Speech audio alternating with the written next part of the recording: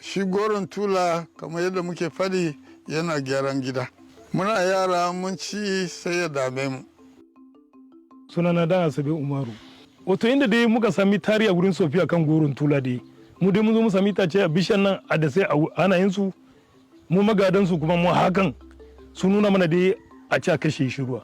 Kuma da iya ajiye shi daga watan 6 din har ta shekara su sabata bata shi. Shi yanzu a lokacin sai dukkansa bai kai wanda lokacin da in zafi ta shigo to ta kan yi kamar zuma ne. Duk wanda ya cire ya nuna mai kyau to ka je shi to daga zo ka samu kawai ina wani walkiya kamar shafa mata man gida. To yanzu ka kamar kwaya 5 ka sa aljihu daga ka wuni ka ci shi kuma kana shan ruwa. Babu wani shiro ba wani yunwa kuma.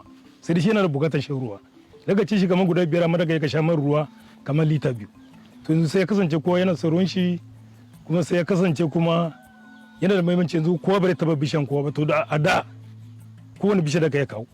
To da yanzu zama to tana da daraja yanzu to sai ya kasance kowa ya sai kan bishiyansa kuma ta ga yin fure a watan 7 ta nuna ta fara nuna daga watan 10. Darajar da goron tula ta yi bari mu san me aka gano a kansa ba.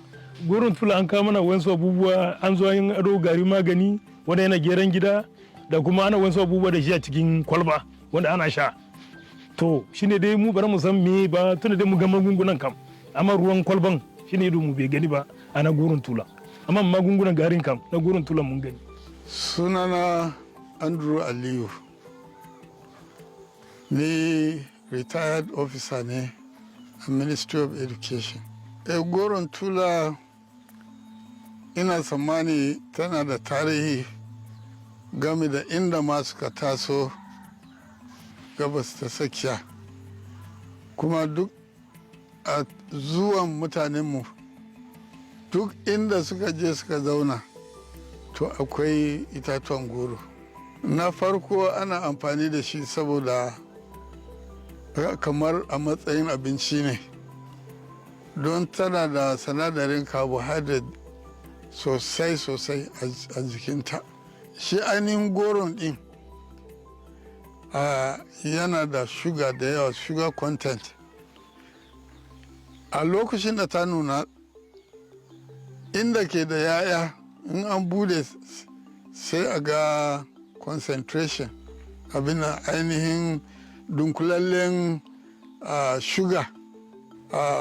Shi goron tula kamar yadda muke faɗi yana gyaran gida. Muna yara mun ci sai ya dame mu.